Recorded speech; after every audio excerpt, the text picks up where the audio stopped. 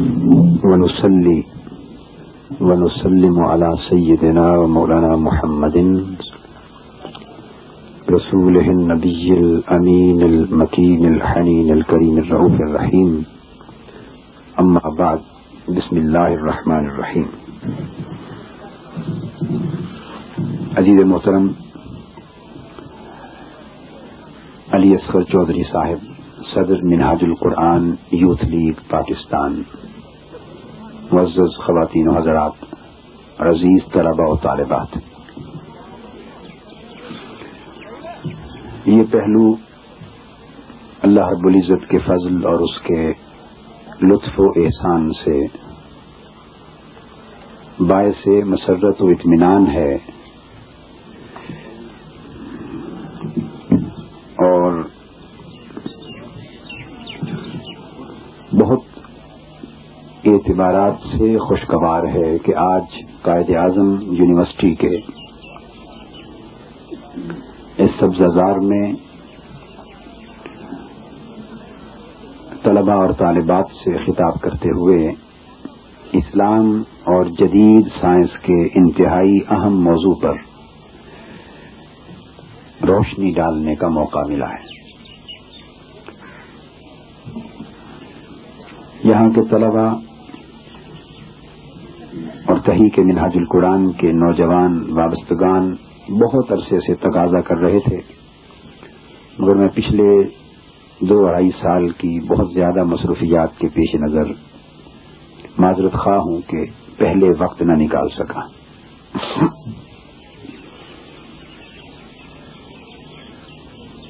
آج کا موضوع اسلام کے حوالے سے جن موضوعات پر گفتگو کی، لکھنے کی، تحقیق کی اور سوچ بچار کی اس وقت ضرورت ہے، ان میں سے اہم ترین موضوع ہے. یہ دور سائنسی دور ہے اور ماڈرن سائنس اس وقت انسانی علم اور فکر کا نقطۂ کمال ہے. اگر ہم چاہتے ہیں کہ اس جدید دنیا میں اسلام کو اور اسلامک تھاٹ کو مؤثر پیرائے میں دنیا کے سامنے رکھیں تو ہمارے لیے ناگزیر ہے کہ ہم قرآن و سنت کو اور قرآن سنت کی تعلیمات کو اور قرآن مجید کے بیان کردہ حقائق کو سائنٹیفک پرسپیکٹو میں آج کے اہل علم و فکر کے سامنے پیش کریں. میں نے ذاتی طور پہ تجربہ کیا ہے یہ سائنٹیفک پریزنٹیشن آف اسلام. جب میں نے منہاج القرآن یوتھ لیگ کی بنیاد رکھی تو مسلمان نوجوانوں کی تربیت کے لیے میرے پیش نظر 3 ڈائمینشنز تھی اور ان تینوں کو یکجا کرنا نوجوانوں کی تربیت کے لیے یہ تحریک منہاج القرآن کا بنیادی آبجیکٹو ہے کہ تینوں کو ایک بیلنسڈ طریقے سے یکجا کر کے چلایا جائے. نوجوانوں کی کچھ انٹلیکچوئل ریکوائرمنٹس ہیں، سو اس لیے اسلام کی سائنٹیفک پریزنٹیشن ہونی چاہیے. نوجوانوں کی کچھ پریکٹیکل ریکوائرمنٹس ہیں، سو اسلام کی پریکٹیکل اور پریگمیٹک پریزنٹیشن ہونی چاہیے. آج کی نوجوان نسل کی کچھ قلبی اور روحانی ریکوائرمنٹس ہیں، روگ ہیں، سو اسلام کی اسپرچل پریزنٹیشن بھی ہونی چاہیے. جب اسلام کا منڈین اور اسپرچل ایسپیکٹ، اس کا ٹیمپورل اور اسپرچل دونوں ایسپیکٹ جب اکٹھے کر کے دنیا کے سامنے پریزنٹ ہوں گے تو میں سمجھتا ہوں کہ دیانت کے ساتھ اسلام کی بات سننے والا کوئی شخص بھی اسلام کی عظمت اور اس کی صداقت و حقانیت کا انکار نہیں کر سکے گا. میں نے عرض کیا کہ میرے کچھ ذاتی تجربات ہیں جن میں سے 3 کوٹ کرنا چاہتا ہوں. ایک ہی نوعیت کے ہیں. آپ میں سے جو منہاج القرآن کا ماہنامہ مجلہ پڑھتے ہیں انہیں تو معلوم ہوگا، اگر باقی طلبہ اور طالبات کے لیے، کہ اسلام کو سائنٹیفک پرسپیکٹو میں اگر غیر مسلموں کے سامنے اور خاص طور پہ ویسٹرن ورلڈ کے اسکالرز کے سامنے اور نوجوانوں کے سامنے، پڑھے لکھے طبقے کے سامنے اور اپنی نوجوان نسل کے سامنے پیش کیا جائے تو انہیں اسلام کی طرف راغب کرنے کا اس سے بہتر راستہ کوئی نہیں، انٹلیکچولی راغب کرنے کا۔ اور پھر وہ ایک سٹیج پہ آ کے رک جاتے ہیں، اس رکاوٹ کو دور کر کے انہیں اسلام تک پہنچا دینے کا اگلا مرحلہ اسپرچل پریزنٹیشن ہے۔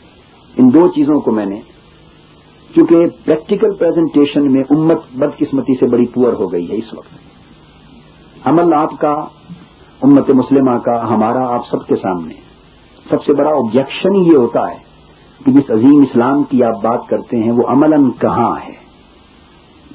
سو آپ اسے practically present as a system, practical اور پریگمیٹک فارم میں، اسے پرسیویبل اور ایگزسٹنگ فارم میں نہیں دکھاتے، سوائے اس کے کہ کتاب و سنت کی روشنی میں اس سسٹم کو سمجھائیں۔ مگر میں نے دیکھا کہ اسلام کی اور قرآن مجید کی سائنٹیفک پریزنٹیشن سے یورپ کے اور امریکہ کے بڑے اچھے پڑھے لکھے لوگ، جن میں کچھ اٹرنی ایٹ لا تھے، کچھ پی ایچ ڈی کے اسٹوڈنٹس تھے، کچھ کیمسٹری کے اور مختلف ٹیکنالوجیز کی فیلڈ کے ڈاکٹریٹ کرنے والے تھے، کچھ ڈاکٹرز تھے، کچھ اور بڑے اچھے اچھے لوگ، ان کے ساتھ میں نے نشستیں کی۔ ایک ڈاکٹر مارٹن امریکہ سے آئے تھے میرے پاس، اسی طرح اس کے بعد ایک اینڈریڈ نامی برٹن سے، برطانیہ سے آئے۔ پچھلے دنوں ایک اور لندن کا ایک شخص، اس کا نام کرسٹوفر، پی ایچ ڈی تھا، وہ بھی ڈاکٹر تھا، وہ میرے پاس آیا۔ میں نے ان کے ساتھ، کسی کے ساتھ صرف ایک رات پوری نشست کی، اور ایک آخری شخص تھا جس کے ساتھ ایک آدھ مہینہ 3-4 نشستیں اس کو دینی پڑی مختلف وقتوں میں۔ تو آغاز اس کا اسلام کی سائنٹیفک پریزنٹیشن سے کیا۔ ان کے ذہن میں جو کنفیوژنز تھے وہ پوچھتے گئے، میں سمجھاتا گیا، اور قرآن مجید کے ریفرنس سے ان کو ہر بات کلیئر کرتا گیا۔ اور 2 آدمیوں پر تو صرف ایک رات کی، آدھی رات کی محنت کام آئی، دوسرے شخص نے 3-4 نشستیں لیں اور وہ اسلام کو قبول کرنے کی سرحد پر پہنچے۔ اگلا مرحلہ ان کا تھا کہ وہ قبول کر لیں، وہ تھوڑی اسپرچل پریزنٹیشن، اللہ کے ذکر اور فکر کی طرف، اسلام کے روحانی احوال کی طرف انہیں دعوت دی۔ نتیجہ یہ ہوا کہ نماز فجر کے وقت ان دونوں نے اپنی زبان سے کہا کہ ہمیں کلمہ پڑھا کے مسلمان کر لیں، مسلمان ہو گئے۔ تیسرا بھی جاتے ہوئے کلمہ پڑھ کے مسلمان ہو گیا۔ تو میں امریکنز کی، یورپینز کی نفسیات کی بات کر رہا ہوں، اور وہاں بھی دوروں کے دوران یہ چیز دیکھنے کی ملتی ہے۔ لندن یونیورسٹی میں لیکچر دیے میں نے، میری لینڈ یونیورسٹی میں، یونیورسٹی آف ہارٹفورڈ میں مختلف غیر مسلم طلباء طالبات کوسچنز کرتے ہیں، اور جب سائنٹیفک پریزنٹیشن اسلام کی ان کے سامنے آتی ہے تو اس سے بہتر قرآن کی صداقت و حقانیت کا بین ثبوت کچھ نہیں ہوتا، وہ خاموش ہو جاتے ہیں، اور جنہیں توفیق ہدایت اللہ عطا کرتا ہے پھر وہ اگلا سفر بھی شروع کر لیتے ہیں۔ آج ہماری اپنی نوجوان نسل ذہنی طور پہ مضطرب ہے، اور اسلام کی صداقت و حقانیت اور خود قرآن مجید کی صداقت کے بارے میں اور اس کی پریکٹیکیبلٹی کے بارے میں، اس کے آج قابل عمل نظام ہونے کے بارے میں شکوک میں مبتلا ہو گئی نوجوان نسل۔ میں سمجھتا ہوں اس نسل کا اپنا قصور نہیں ہے، اپنا کوئی قصور نہیں، کیونکہ انہوں نے اسلام کو، قرآن کو ایز اے سائنس اسٹڈی نہیں کیا۔ انہوں نے اسلام کو، قرآن کو اتنا ہی سنا دیکھا ہے جتنا نماز جمعہ پر پڑھنے گئے تو مسجد میں امام صاحب اور خطیب صاحب کی تقریر سنی، یا بچپن میں تھوڑے مذہبی حلقوں میں بیٹھے تو سنا، یا چند کتابیں تھوڑی اردو میں یا انگلش میں لکھی جو ہاتھ لگ گئی پڑھنے، 1.5 سال۔ قصور ہمارا ہے ان لوگوں کا جو اسلام کو پریزنٹ کر رہے ہیں، کہ کس انداز سے اسلام ان کے سامنے پیش ہو رہا ہے۔ اگر اس کی پریزنٹیشن بہتر ہو جائے تو میں سمجھتا ہوں کہ نوجوان نسل آج دنیا کے ہر فکر و فلسفہ سے بڑھ کر اسلام کی طرف تیز رفتاری کے ساتھ دوڑنے لگے گی۔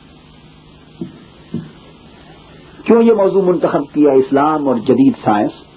اس کی اہمیت، سگنیفیکینس آپ کے سامنے ہے، مگر میں تمہیدی کلمات کے طور پہ 3-4 باتیں عرض کرنا چاہتا ہوں تاکہ کلیئرٹی بھی ہو جائے، کنسیپچل کلیئرٹی بھی ہو، اور آگے کوئی کنفیوژن اور بعد ازاں کسی قسم کا کانفلکٹ بھی ڈیولپ نہ ہو۔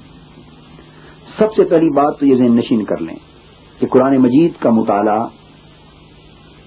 فلسفیانہ نقطۂ نظر سے بھی کیا گیا، منطقی حوالے سے بھی کیا گیا، کلامی حوالے سے، تھیولوجیکل طریقے سے بھی کیا گیا، فلسافیکل ایسپیکٹ سے بھی کیا گیا، اس کو لاجیکل طریقے سے کیا گیا، اس کے سوشل ایسپیکٹ سے کیا گیا، مختلف نظریات آئیڈیولوجیکل ایسپیکٹس کے ساتھ کیا گیا، ہر حوالے سے کیا گیا، ہر دور میں ادبی اور لٹریری پوائنٹ آف ویو سے کیا گیا، اسپرچل طریقے سے، اشاری طریقے پر کیا گیا. اور آج ان تمام طریقوں کو قائم رکھتے ہوئے سب سے بڑھ گئی ہے ضرورت کہ قرآن مجید کا مطالعہ سائنسی طریق پر بھی کیا جائے. کیوں؟ اس لیے کہ قرآن اپنی تعلیمات اور ہدایات کے اعتبار سے ہمہ پہلو اور ہمہ جہت کتاب ہے، اور اس کی جامعیت، کمپریہنسونیس کا عالم یہ ہے کہ دنیا کی کوئی الہامی کتاب اس کے علم کی جامعیت اور ہمہ گیریت، اس کی ٹوٹیلٹی، آل ایمبریسنگنیس اور کمپریہنسونیس کا مقابلہ نہیں کر سکتی. سو جہاں دوسرے پہلوؤں سے قرآن مجید کا مطالعہ کیا گیا اور تعلیمات اخذ کی گئیں، تو آج انسانی علم کا نقطۂ کمال آج کے دور میں سائنس ہے. سو ضروری ہے کہ قرآن مجید کی حقانیت و صداقت کو سمجھنے کے لیے اس کی تعلیمات کو سائنسی نقطہ نظر سے بھی سمجھنے کی کوشش کی جائے. اور اگر سائنٹیفک اسٹڈی قرآن مجید کی ہو تو یقین سے کہا جا سکتا ہے کہ ایمان کو ایقان میں بدلنے کے لیے، ایمان کو مضبوطی اور استحکام دینے کے لیے کئی دروازے اور ایسے کھلتے جائیں گے جن کا اس سے پہلے تصور بھی نہ ہو. اس کی وجہ قرآن مجید نے بیان کی، فرمایا ان فی خلق السماوات والارض واختلاف اللیل والنہار لآیات لأولی الالباب. بے شک زمین اور آسمان، اس پوری کائنات کی تخلیق میں اور رات اور دن کی گردش میں ایک ایسی نشانیاں ہیں عقل والوں کے لیے. اور اگر انسان اس میں غور کرتا چلا جائے، آگے چل کے ایک آیت چھوڑنے کے بعد فرمایا وَيَتَفَكَّرُونَ فِي خَلْقِ السَّمَاوَاتِ وَالْأَرْضِ رَبَّنَا مَا خَلَقْتَ هَذَا بَاطِلًا. جب وہ زمین اور آسمان کی تخلیق میں غور کرتے ہیں، ریسرچ کرتے ہیں، تدبر تفکر کرتے ہیں اور حقائق کائناتی تخلیق کے ان پر منکشف ہوتے ہیں، تو بے ساختہ پکار اٹھتے ہیں ربنا ما خلقت ھذا باطلا. اے ہمارے رب، اس کائنات میں جو کچھ ہے کچھ بھی تو نے عبث اور بے فائدہ نہیں بنایا. ہر ایک کی تخلیق کا ایک کی پہلی ضرورت. دوسری ضرورت یہ بڑی امپورٹنٹ، وہ اس کی ایکڈیمک سگنیفیکینس. قرآن مجید سائنسی حقائق بیان کرنے کے لیے نہیں اترا، یہ انسانی زندگی کے احوال کی اصلاح کے لیے آیا ہے، رشد و ہدایت انسانیت کے لیے آیا ہے. مگر اس نے عقائد و اعمال کی اصلاح بھی کی ہے، نظریات اور خیالات کی اصلاح بھی کی ہے، انسانی ظاہر و باطن کی اصلاح بھی کی ہے، فرد اور معاشرے کی اصلاح بھی کی ہے، اور وہ حقائق بھی دیے ہیں جنہیں دیکھا نہیں جا سکتا مگر جن پر بالغیب ایمان رکھا جاتا ہے. تو ساتھ ہی ساتھ برسبیل تذکرہ قرآن مجید نے کچھ انفسی اور آفاقی حقائق بیان کر دیے ہیں جو سائنس کا موضوع ہے. اس فزیکل ورلڈ کے سے متعلق سائنسی حقائق جنہیں سائنسی تجربات اور تحقیقات کی روشنی میں جانا جا سکتا ہے، کچھ وہ حقائق بھی بیان کر دیے. ان میں سے بعض کا تعلق اناٹمی سے ہے، ایمبریالوجی سے ہے، بعض کا تعلق ماڈرن ایسٹرونومی اور کاسمولوجی سے ہے، بعض کا تعلق میڈیکل سائنس سے ہے، بعض کا تعلق سائیکالوجی سے ہے، بعض کا تعلق سائیکیٹرک ایسپیکٹس کے ساتھ ہے، بعض کا تعلق ہیومن سائنسز سے ہے، بعض کا نیچرل سائنسز سے ہے، فزکس کے ساتھ ہے، ایسٹرو فزکس کے ساتھ ہے. اس کی بہت ساری جتنی سائنسی میدان ہیں ان کے ساتھ متعلق بعض جگہوں پر کسی کسی حقیقت کو قرآن نے بیان کر دیا. کیوں؟ اس لیے بیان کیا ہے کہ ادھر اللہ کے وجود کی بات بھی کی ہے، آخرت کی بات کی ہے، مرنے کے بعد اٹھنے کی بات کی ہے، حساب و کتاب کی بات کی ہے، جنت و دوزخ کی بات کی ہے، توحید و رسالت کی بات کی ہے، ایمان بالآخرت کی بات کی ہے، وحی و نبوت کی بات کی ہے. وہ حقائق بھی بیان کیے ہیں جنہیں آنکھوں سے، کانوں سے اور حواس خمسہ سے، سینسز کے ساتھ جانا پرکھا نہیں جاتا. اور یہ بھی بیان کر دی ہے جنہیں سائنسی تحقیقات سے جانا جاتا ہے. اور اس کی حکمت یہ ہے کہ اللہ رب العزت نے ایک چیلنج کے طور پہ ایک چیز دے دی کہ وہ لوگ جو قرآن کو اور اسلام کو سچی کتاب اور سچا دین نہیں سمجھتے، ہم کچھ حقائق بیان کر دیتے ہیں. جو دنیا میں سائنس ترقی کرے گی، ہیومن انٹلیکٹ ڈیولپ ہوگا اور سائنٹیفک ایکسپیریمنٹیشن کے نتیجے میں کچھ اکتشافات ہوں گے، تو جو حقائق ہم 1400 سال پہلے بیان کر چکے ہوں گے، اگر وہ درست ثابت ہوتے چلے جائیں تو اتنا سوچ لینا کہ جو حقیقتیں سائنس کو آج معلوم ہوئی ہیں اور 1400 سال پہلے ان کا تصور بھی ممکن نہیں تھا، تو جو قرآن ان کو درست طور پہ پہلے بیان کر چکا ہے، تو اگر قرآن کی بیان کردہ یہ حقیقتیں درست ہیں تو باقی عقائد اور حقائق بھی درست ہیں. اسے ثبوت کے طور پہ ان حقائق کو مان لینا. تو یہ قرآن مجید نے جو پریزنٹیشن کی ہے سائنٹیفک، وہ سمبولک پریزنٹیشن ہے تاکہ اسے دیکھ کر اللہ کے وجود پر اور اس علم اور وحی کے اتارنے والے پر اور لانے والے رسول کی صداقت و حقانیت پر ایمان اسٹیبلش ہو جائے. تیسری چیز اس میں بڑی امپورٹنٹ جو ذہن نشین کر لیں وہ یہ کہ جو بھی سائنٹیفک انٹرپریٹیشن ہوگی اسے حتمی اور قطعی نہ سمجھیں. قرآن اور قرآن کی تعبیر میں ایک فرق ہے. قرآن وہ علم ہے، وہ ٹیکسٹ ہے جو اللہ نے نازل کیا، حضور علیہ السلام کے ذریعے ہم تک پہنچا، اور تعبیر، تفسیر، انٹرپریٹیشن یہ انسان کی ریزننگ ہے، انسان کی کاوش ہے. ممکن ہے کہ آج ہم اپنے معروضی حالات کی روشنی میں حاصل شدہ علم کے مطابق ایک چیز انٹرپریٹ کریں، کل کو سائنٹیفک ڈیولپمنٹ مختلف ہو جائے، کیونکہ سائنس اپنے پروسیس میں ہے. سائنس اپنے پروسیس میں ہے، سائنس کی اپنی میتھڈالوجی.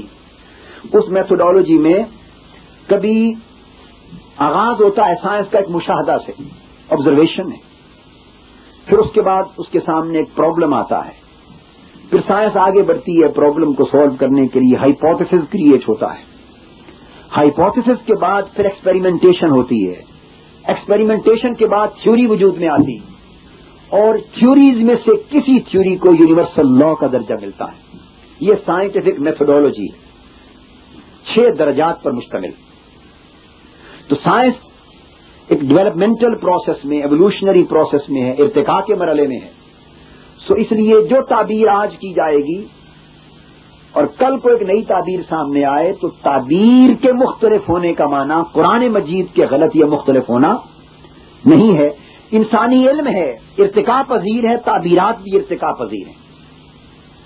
حقیقت یہ ہے، امر واقعہ یہ ہے کہ جب انسانی علم جس بھی میدان میں اپنی کمال کی آخری حد کو پہنچے گا، جس کو سرٹینٹی آف نالج کہتے ہیں، جس کو یقین علم کہتے ہیں، تیقن فی العلم کہتے ہیں، اور جب نالج انسان کا پرفیکشن کی آخری حد کو پہنچے گا کہ جس کے بعد ارتقاء کا کوئی مرحلہ باقی نہ رہے، تو یقیناً وہ آخری انکشاف انسانی علم کا وہی ہوگا جو قرآن بیان کر چکا ہے، وہ قرآن سے مختلف نہیں ہوگا.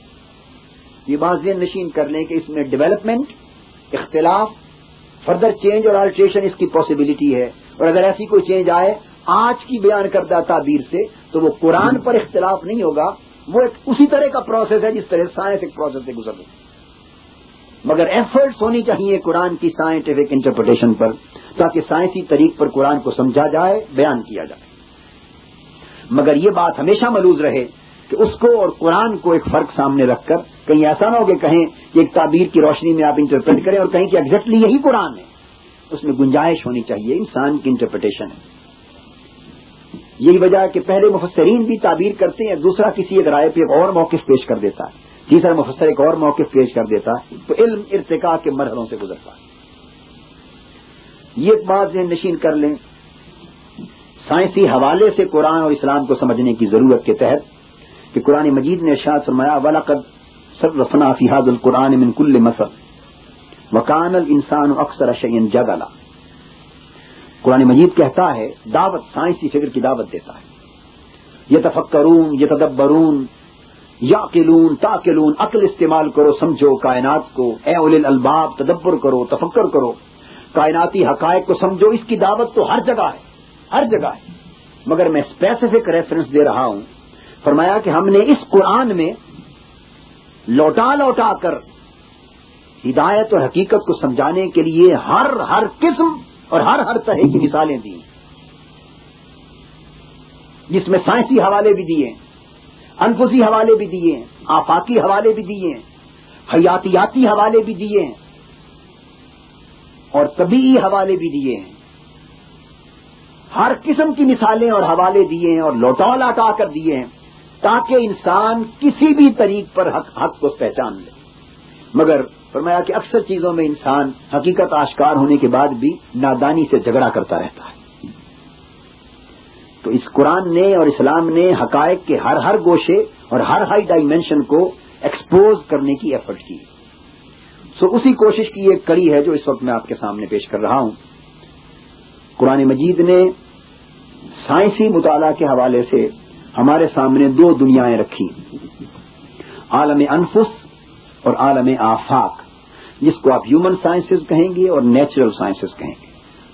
ارشاد فرمایا سنریہم آیاتنا فی الآفاق وفی انفسہم حتی یتبین لہم انہ الحق، ہم ان قریب انہیں اپنی نشانیاں دکھا دیں گے اس خارجی اور طبیعی کائنات میں بھی اور تمہارے اپنے نفوس کے اندر بھی، داخلی کائنات وجود انسانی کی اس کے اندر بھی اور خارجی کائنات پست و بالا میں بھی ایسی ایسی نشانیاں دکھائیں گے کہ اگر تم دیکھ لو گے نشانیاں تو بے ساختہ پکار اٹھو گے انہ الحق، کہ مولا تو حق ہے۔ اور اسی کی معرفت تک پہنچنا یہ سائنسی جد و جہد اور سائنسی تعبیر و تشریح کی کاوشوں کا مقصود ہے۔ یہاں ایک بات اور انتہائی اہم قابل توجہ ہے کہ ہر پہلو میں ایک سائنٹیفک انٹرپریٹیشن کا گوشہ پایا جاتا ہے، اور اس کی وجہ یہ کہ اللہ تعالیٰ نے ساری کائنات کو پیدا کر کے اس کو مختلف عالموں میں تقسیم کر دیا۔ یہ عالم ایک سماوی ہے، بالائی کائنات کا عالم ہے، یہ عالم ارضی ہے، زیری کائنات کا عالم ہے، یہ حیوانات کا عالم ہے، اینیمل کنگڈم ہے، یہ برڈ کی کنگڈم ہے، یہ ہیومن کنگڈم ہے۔ مختلف کنگڈمز، مختلف عوالم پیدا کر دیے، اور ہر ایک چیونٹیوں تک چھوٹے چھوٹے پودے، درخت، نباتات، جس طرح پھر آپ کی سائنسز بنتی چلی جاتی ہیں، اور ہر ایک عالم کے اندر اس نے کچھ ضابطے اور قوانین دے دیے ہیں، اور وہ ضابطے اور قوانین ان کے اندر ودیت کر دیے ہیں، اور ہر عالم کے اجرام یعنی ہر عالم کے وجود جتنے ہیں ریالٹی ان کو اس نظام قانون کے تحت چلا دیا ہے۔ تو یہ ہر عالم کو ایک ہدایت دی گئی، ہر عالم کو۔ سائنس کیا ہے؟ سائنس کسی شے کو تخلیق کرنے کا نام نہیں، بلکہ اسی کائنات کے اندر چھپے ہوئے ان ضابطوں، حقائق، قوانین اور نظاموں کو رفتہ رفتہ بے نقاب کر کے انہیں سمجھتے چلے جانے کا نام ہے۔ قرآن مجید نے کہا اللہ نور السماوات والارض، اللہ آسمانوں اور زمینوں کا نور ہے۔ اس کا ایک معنی یہ ہوا کہ اس نے آسمانوں اور زمینوں کی پوری کائنات پیدا کی، اور آسمانی اور زمینی کائنات یعنی بالائی اور زیری کائنات کے اندر جو کچھ ہے اسے ایک نظام کے مطابق چلنے کی ہدایت نور اور روشنی کی صورت میں عطا کر دی۔ اب زیر و بالا کی ساری کائنات ایک نظام کے تحت چل رہی ہے۔ اس نظام کو سمجھنا، پرکھنا، بے نقاب کرنا، یہ سائنٹیفک ریسرچ۔ پھر فرمایا وَأَوْحَىٰ فِي كُلِّ سَمَاءٍ أَمْرَهَا، بالائی کائنات بنائی اور ان میں ہر بالائی طبقے کے اندر پھر قوانین کی رہنمائی دے دی۔ تمام اجرام فلکی، وہ سیارے ہیں، وہ ستارے ہیں، اس کی جتنی شکلوں، درجنوں شکلیں، سینکڑوں شکلیں سامنے آ گئیں، کہکشائیں، لاکھوں کروڑوں ہزار ہا کروڑ ہا ارب ہا کہکشائیں۔ یہ سورج چاند تو ایک دو جرم ہیں، کروڑوں سورجیں، کروڑوں چاند جیسے سیارے ستارے، اور ایک سے ایک بڑھ کر، حتیٰ کہ ابھی آپ نے پچھلے دنوں پڑھا کیمبرج یونیورسٹی کی ٹیم نے اس سورج سے بھی کھرب ہا گنا زیادہ لائٹ رکھنے والا اور دور ایک اور تلاش کیا ہے جرم۔ تو ہر ایک کے اندر ایک نظام دے دیا، اور تمام عالم بالا کا ایک ایک جرم یعنی ایک ایک وجود ایک نظام کے مطابق چل رہا ہے۔ تو اس نظام کو سمجھنا یہ سائنٹیفک ریسرچ۔ پھر فرمایا بِأَنَّ رَبَّكَ أَوْحَىٰ لَهَا، اس طرح زمین اور زمینی کائنات میں جو کچھ ہے، انسان ہیں، حیوان ہیں، چرند ہیں، پرند ہیں، نباتات ہیں، پتھر ہیں، جمادات ہیں، دریا ہیں، سمندر ہیں، ہوائیں ہیں، فضائیں ہیں، پورا ماحول ہے، اس کے ایک ایک عالم کے اندر بھی کچھ قوانین جاری کر دیے، اور ان قوانین کے جاری کرنے کا مطلب یہ ہے کہ لوگوں تم سمجھو اور دیکھو کہ ہر عالم ایک خاص نظام کے تحت چل رہا ہے، اس میں کہیں ٹکراؤ نہیں، کہیں کانفلکٹ نہیں، کہیں کنٹرڈکشن نہیں، کہیں تضاد نہیں، اگر ہر عالم کو ایک نظام کے تحت چلتے ہوئے دیکھو اور ہر عالم کا جدا جدا نظام دیکھو، پھر ان ساروں نظاموں کو پھر ایک کہکشاں کے نظام میں دیکھو، پھر کروڑوں کہکشاؤں کے جدا نظام دیکھو، ان کو پھر ایک نظام کے تحت دیکھو، تو جب دیکھتے چلے جاؤ گے تو الٹیمیٹلی ایک نتیجے پر پہنچو گے کہ کسی ایک خالق کے کائنات کے بنائے بغیر یہ نظام نہیں بن سکتا۔ حتیٰ کہ چیونٹی تک نظام دے دیا، فرمایا وَأَوْحَىٰ رَبُّكَ إِلَى النَّحْلِ، چیونٹی کو بھی رہنمائی کر دی، چھوٹے چھوٹے جانوروں کو بھی ایک نظام زندگی، ایک طرز زندگی دے دیا۔ کروڑ چونٹیوں کو دیکھو گے تو ایک چونٹی کا نظام زندگی دوسری سے متضاد نہیں ہوگا، حالانکہ وہ ایک دوسرے کے پاس آ کر سیکھتی نہیں ہے۔ شہد کی مکھیوں کا نظام ہے، تضاد نہیں ہوگا۔ اور ہر ایک کو رہنمائی دے کر جب انسان کی باری آئی، چونکہ وہ پرفیکٹ کریشن تھی، اسے فرمایا ہر ایک کی رہنمائی اسے براہ راست دے دی، اور انسان کے لیے رہنمائی کی خاطر چونکہ اس پر جواب طلبی ہونی تھی، اس کے لیے رہنمائی کی خاطر انبیاء کو بھیجا۔ قد جاءکم من اللہ نور وکتاب مبین، تمہارے پاس اللہ کی طرف سے پیغمبر اسلام سیدنا محمد مصطفیٰ صلی اللہ علیہ وسلم پیکر نور آ گئے، قرآن آ گیا، رہنمائی کا مجسم بھی آ گئے، رہنمائی کی کتاب بھی آ گئی، تاکہ اس کے مطابق زندگی بسر کرو اور اللہ کے حضور پیش ہو جاؤ۔ تو سائنٹیفک ریسرچ صرف یہ ہے کہ اللہ کے پیدا کردہ قوانین کو ایک ایک تہ اور پردہ اٹھا اٹھا کے سمجھتے چلے جائیں، اور اگر قرآن کی بتائی ہوئی باتیں کچھ سمجھ میں آ جائیں تو بالآخر انسان اس نتیجے پر پہنچے کہ ہاں مولا تو ہی حق ہے جو خالق کے کائنات ہے، اور ہمیں بندگی کے ساتھ تیرے حضور ہی جھکنا چاہیے۔ اس حوالے کو سامنے رکھ کر اب میں چاہوں گا کہ ہم آغاز کریں کچھ چیزیں بطور نمونہ۔ میں نے ہیومن سائنسز کی بات کی اور نیچرل سائنسز کی، کچھ باتیں انسانی کائنات کی کر لیں اور کچھ باتیں آفاقی کائنات کی کر لیں۔ تو اگر جب ہم انسانی زندگی کی تخلیق سے آغاز کرتے ہیں، قرآن مجید کی سائنٹیفک پریزنٹیشن اور دور جدید کی سائنس اور قرآن کا اور اسلام کا، ہم آغاز کرتے ہیں ان حقائق کا جو قرآن مجید نے بیان کیے۔ چند نمونے آپ کے سامنے پیش کروں گا جن سے پتہ چل سکے کہ قرآن مجید نے کیا سائنسی حقائق ہمیں دیے، اور آج کا مسلمان سائنٹسٹ بطور خاص اور طالب علم کتنا ناواقف اور نا آگاہ ہے۔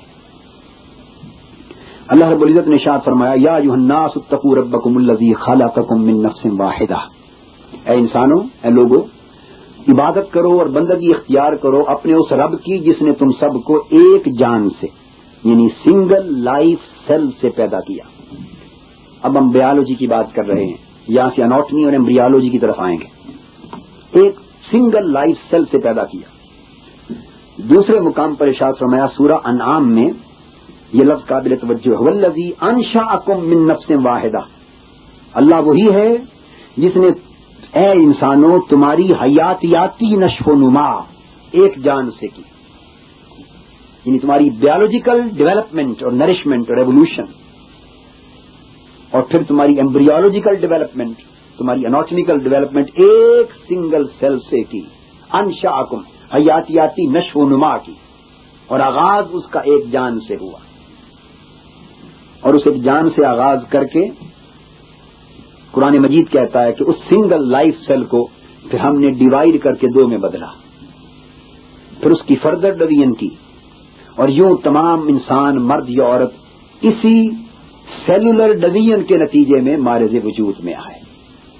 سورہ نساء میں فرمایا یا ایھا الناس اتقوا ربکم الذی خلقکم من نفس واحدہ وخلق منها زوجہا وبث منہما رجالا کثیرا ونساء، انسانوں اپنے اس رب سے ڈرو کہ جس کا نظام ربوبیت یہ ہے کہ اس نے تمہیں ایک لائف سیل سے، ایک جان سے پیدا کیا، پھر اس میں سے اس کا جوڑ بنایا، اور پھر ان دونوں میں انہیں کثرت کے ساتھ پھیلایا، اور یہ مردوں اور عورتوں کی پیدائش کا طریقہ بنایا۔ دوسرے مقام پہ فرمایا خلقکم من نفس واحدہ ثم جعل منها زوجہا، تمہیں ایک جان سے، سنگل لائف سیل سے پیدا کیا، اور پھر جعل، اس میں سے اس کا جوڑ بنایا، یعنی ڈیوائڈ کر کے۔ یہ سیلولر ڈویژن کا وہ نظام ہے جسے آج کی بیالوجی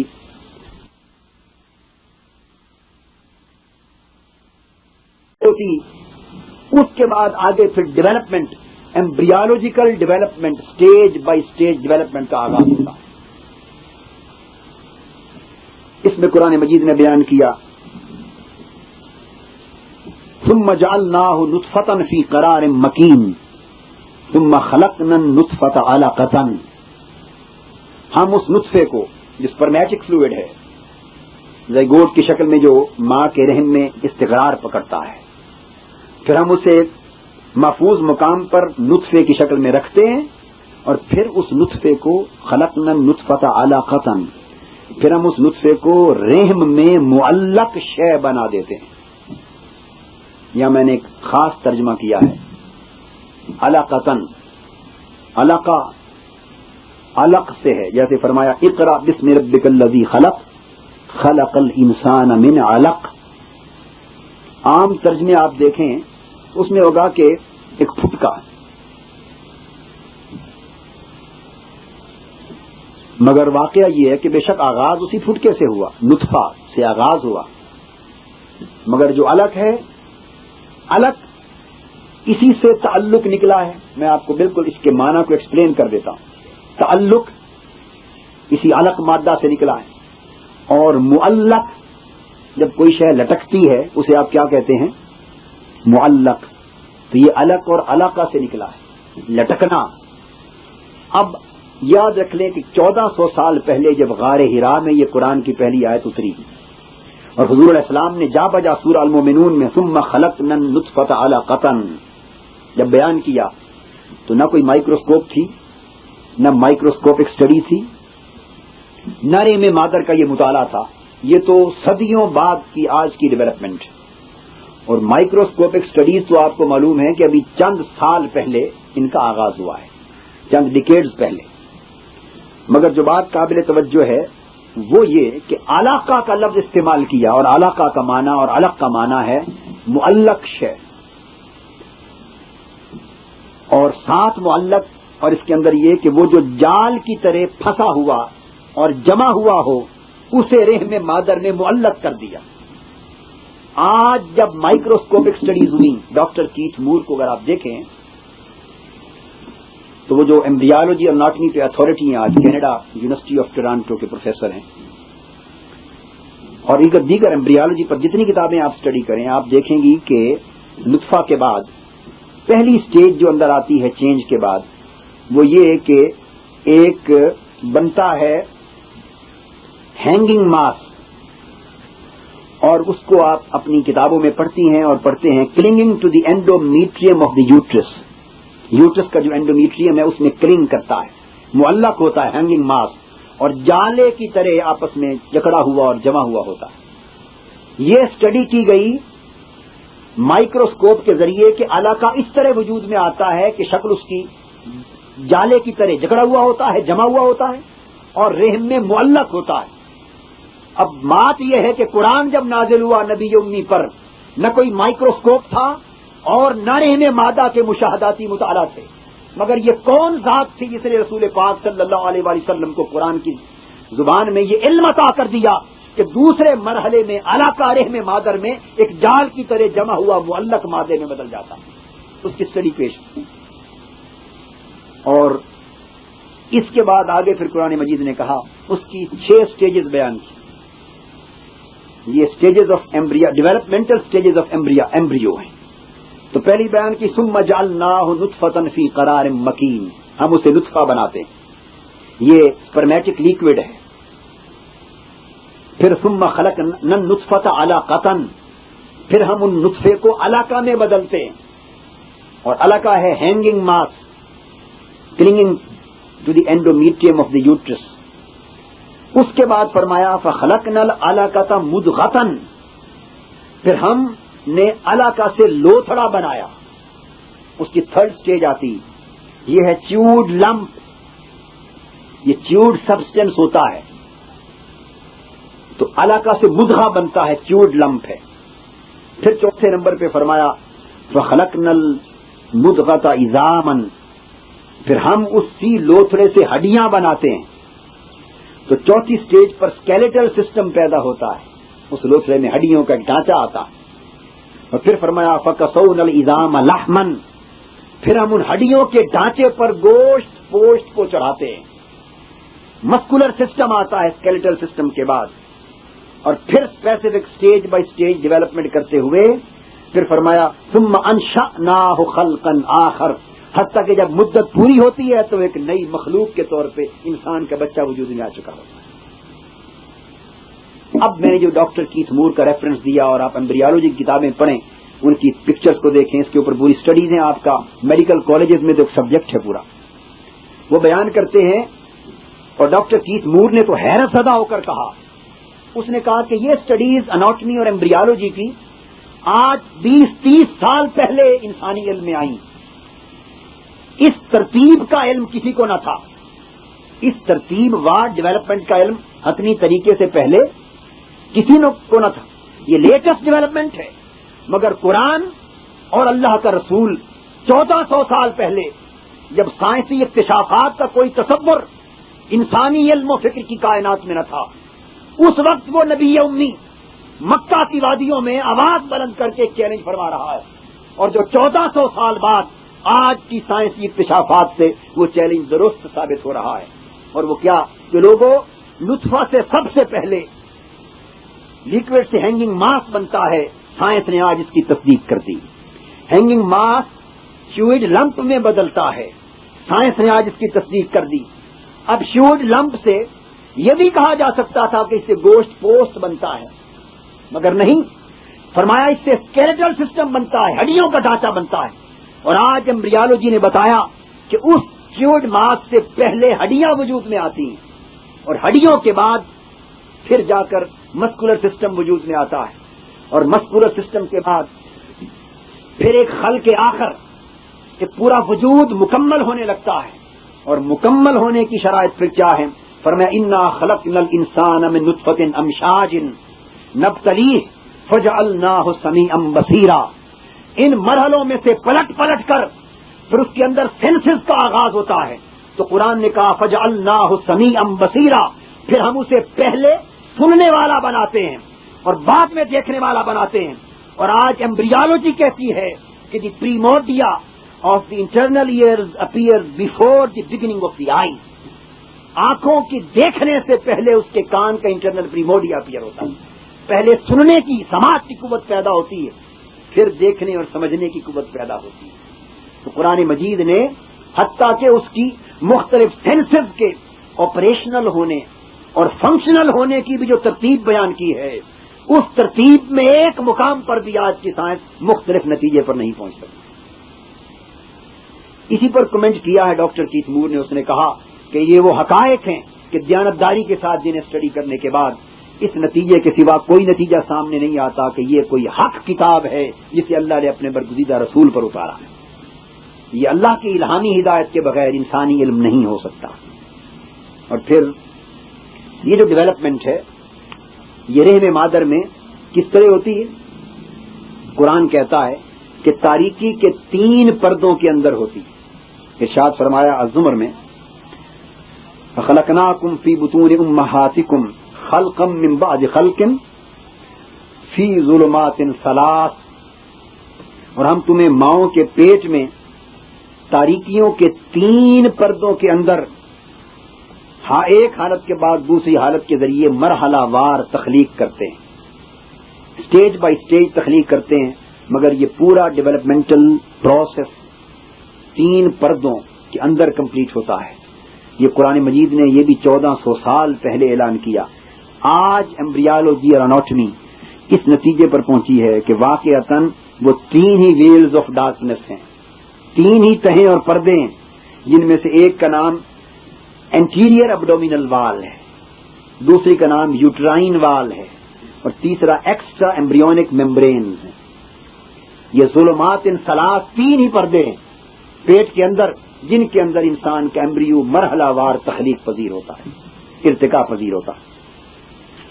انسانی تخلیق کے حوالے سے ان حقائق کو سامنے رکھ کر تو سائنس بعض جگہوں تک تو ابھی پہنچی ہے، اور چونکہ اس کا سفر ابھی جاری ہے، بہت سے حقائق وہ ہیں جہاں تک قرآن انسان کو لے گیا ہے، مگر سائنس نے ہنوز ابھی وہ سفر طے کرنا ہے۔ قرآن مجید نے کہا ابس میں من ای شیء خلقہ، لوگوں اس نے انسان کو کس شے سے پیدا کیا؟ من نطفۃ خلقہ، اس نے سپرمیٹک لیکوڈ سے پیدا کیا، فقدرہ، پھر ہر مرحلے اور حالت کے لیے ایک اسپیسیفک مدت، ایک اندازہ مقرر کیا. ثم السبیل یسرہ، پھر ہر حالت کے لیے اگلی حالت میں منتقل ہونے کا سفر اس کے لیے آسان بنا دیا. ثم اماتہ واکبرہ، اے انسان کیا وجہ ہے کہ تیرے سائنسی اکتشافات قرآن کے بیان کردہ اور اللہ کے تخلیق کردہ ان مرحلوں کی معرفت تب تو تمہیں پہنچا دیں جو اللہ یہاں تک بیان کر چکا اور وہ درست ثابت ہوا، تو ذرا آگے بھی چل. پھر وہ رب تمہیں زندگی کے بعد موت سے ہمکنار کرے گا، پھر تمہیں قبر اور عالم برزخ میں رکھے گا. ثم اذا شاء انشرہ، جس رب نے تمہیں ان مرحلوں سے گزارا ہے اگلا ایمان بھی لے آ کہ پھر تمہیں اٹھائے گا اور اس زندگی کے حساب و کتاب کے مرحلے میں داخل کرے گا. انسان کے تکوین وجود کے قرآن نے 4 مرحلے بیان کی: تخلیق، تسویہ، تقدیر اور ہدایت. تو پہلا کریشن ہے، دوسرا ارینجمنٹ ہے، تیسرا ایسٹیمیشن ہے اور چوتھا گائیڈنس ہے. عزیز طلبہ اور طالبات، سائنس پہلی تینوں سے تو بحث کرتی ہے اور قرآن کی تینوں مرحلوں کی بیان کردہ ہر بات کو سچا مانتی چلی جا رہی ہے. کریشن کا پروسیس جو قرآن نے بیان کیا وہ بھی درست ثابت ہوا، ارینجمنٹ کا پروسیس بھی درست ثابت ہوا، ایسٹیمیشن کا پروسیس بھی درست ثابت ہوا. تو 4 مرحلوں میں اگر 3 مرحلے قرآن کے درست ہیں تو چوتھا مرحلہ ہدایت ربانی کا ہے، وہ بھی درست ہوگا. اس پر ایمان لانا چاہیے. وہ سائنس کی تحقیق کا موضوع نہیں، مگر یہی میں نے نقطہ سمجھایا کہ جو چیزیں سائنس کی تحقیق میں آتی ہیں اس لیے بیان کی کہ اگر یہ درست ہیں تو اگلی رہنمائی کا مرحلہ بھی درست ہوگا. انسان اس اللہ کے حضور سر بسجود ہو جائے. اب ہم کچھ ضروری ایسپیکٹ اس خارجی کائنات کے بیان کرتے ہیں. جس طرح انسانی تخلیق اور اس کی مرحلہ وار ڈیولپمنٹ، اسی طرح اس کائنات کی تخلیق پر قرآن گویا ہے اور اس کی بھی مرحلہ وار ڈیولپمنٹ پر قرآن مجید نے روشنی ڈالی، بنیادی روشنی. الگ بات ہے کہ سائنس اسے آج ایک طریقے پر انٹرپریٹ کرے، کل اس سے بیٹر انٹرپریٹیشن آ جائے، تیسرے مرحلے پر اور بہتر آ جائے. سائنس ارتقا کرے گی مگر بنیادی حقیقت سے کبھی انحراف ممکن نہ ہوگا. قرآن مجید نے کہا اس کائنات کی تخلیق کے حوالے سے جیسے انسان کے حوالے سے بات کی، تخلیق کائنات کے حوالے سے قرآن نے بات کی اور کہا اولم یر الذین کفروا ان السماوات والارض کانتا رتقا ففتقناہما. کیا کافروں نے اور اللہ کے منکروں نے دعوت فکر ہے اس بات پہ غور نہیں کیا کہ بالائی اور زیریں کائنات کے بالائی طبقے اور کائنات کے زیریں طبقے، ارضی اور سماوی کائنات، سارے طبقے ابتداءً ایک وحدت کی طرح باہم پیوست تھے. کانتا رتقاً، ایک وحدت کی طرح باہم پیوست تھے. ففتقناہما، بس ہم نے ان کو پھوڑ دیا، ان کو ایک دوسرے سے جدا کر دیا، پھوڑ دیا. فتق یہ کہتے ہیں fusing and binding together to make a homogenous whole, اور رتق یہ کہتے ہیں action of breaking, defusing and separating. کانتا رتقاً ففتقناہما، ساری بالائی اور زیریں کائنات کے طبقات ایک اکائی اور وحدت کی طرح ملے ہوئے تھے اور ہم نے ان کو پھوڑ دیا. یہ قرآن مجید نے حقیقت بیان کر دی. اب اس کا کوئی ترجمہ ہم نے نیا نہیں کیا، وہی آیت وہی ترجمہ جو صدیوں سے چلا آ رہا ہے، مگر انڈرسٹینڈنگ کی جو کیپیسٹی ہے وہ جو انسانی علم ارتقا پذیر ہوتا ہے تو قرآن کے حقائق رفتہ رفتہ سمجھ میں آنے لگتے ہیں. اب یہ کائنات کی تخلیق ایک وحدت سے ہوئی جس کو قرآن مجید سنگل یونیفائنگ فورس بھی کہتا ہے، یونیک میس بھی کہتا ہے، اور مختلف نام آگے آئیں گے جو میں عرض کروں گا. مائنیوٹ کوزمک ایگ کے بھی نام دیے ہیں سائنسدانوں نے، مگر سائنس اس حد تک اس بات پہ متفق ہے کہ کائنات کی تخلیق ایک یونیک میس سے ہوئی. وہ کیسے تھا، کیا شکل تھی، سائنس سوچ رہی ہے مختلف تھیوریز ہیں. ففتقناہما کس طرح پھوڑے گئے اس پر سائنس ڈیولپ کر رہی ہے اپنے آپ کو، مگر جتنا بھی ارتقاء سائنسی علم میں ہو قرآن کی بنیادی حقیقت کو انٹرپریٹ جس طریقے سے بھی کوئی کرتا چلا جائے وہ تخلیق کائنات کی حقیقت جو کی توں برقرار ہوگی. نیوٹن نے 1687 عیسوی میں جب ہمگیر کائناتی کشش کا یونیورسل گریویٹیشن کا کانسیپٹ پیش کیا تو اس وقت اس نے کائنات کو اسٹیٹک اور غیر متغیر unchanging and static universe کا آئیڈیا دیا. چلتا رہا. آئنسٹائن نے 1915 میں آ کے اسے رد کیا اور کہا کہ کائنات اسٹیٹک نہیں ہے، اور اس نے تھیوری آف ریلیٹیوٹی دی. اس میں matter, energy, gravity, space and time کے تعلقات کو واضح کیا. مگر نیوٹن کے تصور کو، اسٹیٹک یونیورس کے تصور کو رد کرنے کے باوجود نیا تصور تخلیق کائنات کا نہ دے سکا. اس کے بعد ایڈمن ہبل 1953 میں آئنسٹائن کے بعد اس نے نیا کانسیپٹ دیا اور اس کو ایکسپینڈنگ یونیورس تھیوری کا نام دیا. اسٹیٹک یونیورس رد ہو گئی تھی اور کہا کہ نہیں، یونیورسٹی کائنات متغیر ہے، یونیورس متغیر ہے، ایکسپینڈ کر رہی ہے. اور اس نے ایکسپینڈنگ یونیورس کے تھیوری کے ذریعے اس تحقیق سے پھر نظریہ فتح کی ایک تعبیر، جسے بگ بینگ تھیوری کہتے ہیں آج، اس تھیوری نے جنم لیا. بگ بینگ تھیوری جس پر ریسرچ ہو رہی ہے آج لیٹسٹ ایرا میں، جو ریسرچ اور ڈیولپمنٹ جس پر جاری. اور حال ہی میں 1965 میں آرنو پینزیاز اور رابرٹ ولسن، ان دو سائنٹسٹ نے کاسمک بیک گراؤنڈ ریڈیشن دریافت کی، اور وہ ابتدائی کائنات کی تخلیقی وحدت جس کو قرآن نے کہا تھا کانتا رتقا ففتقناہما، اسے مائنیوٹ کاسمک ایگ کا نام دیا. تو کائنات کی ابتدا ایک تخلیقی وحدت سے ہوئی تھی، اور اس کے پیچھے کاسمک بیک گراؤنڈ ریڈیشن کا پھر تصور لے آئے. آگے پھر یہ کہ غیر معمولی توانائی تھی اس ایگ میں، اس وحدت میں، وہ اچانک پھٹا، جس سے بالائی اور زیری کائنات کے طبقے وجود میں آئے ایکسپلوژن کے ذریعے. اور پھر 4 بیسک فورسز آف یونیورس وجود میں آئیں. تو سائنس اس کے اوپر آگے بڑھتی جا رہی ہے. مگر قرآن مجید کا برا دیا ہوا بنیادی تصور آج صدیوں کی ریسرچ کے بعد سائنس اس مرکز اور محور کے گرد گھومنے لگ گئی. اب اس کی انٹرپریٹیشنز مختلف ہیں، کر رہی ہے، ہوتی رہیں گی. یہاں میں وہ بگ بینگ تھیوری انٹرپریٹیشن ہے، اور اس کے بعد آسیلیٹنگ یونیورس کی تھیوری کانتا رتقا ففتقناہما کے مرکز پر جو سائنسی علم اب گھومنے لگا ہے، اس کی بات کرتا ہوں. ایک پیرا میں ایک سائنس کی کتاب کے ریفرنس سے پڑھ دیتا ہوں تاکہ کنسیپٹ بعض طلبہ اور طالبات کو آسیلیٹنگ یونیورس کا کلیئر ہو جائے. پھر قرآن کی طرف آؤں. وہ کہتے ہیں the big bang idea is taken a step further by the oscillating universe theory. The present expansion, it says, will be followed by a contraction brought on by the force of gravity. The outward speeding galaxies will slow and stop like balls tossed straight up in the air, then fall back toward the center. Finally they will collide, triggering a new big bang. The cycle is repeated after once every 80 billion years.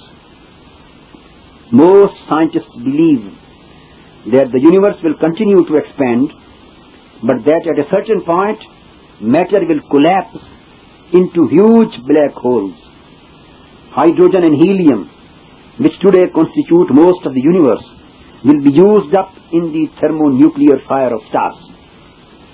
اور پھر آگے eventually, after trillions of years have passed, 2 stars within the galaxy will collide with enough energy to kick one of the stars out of the galaxy.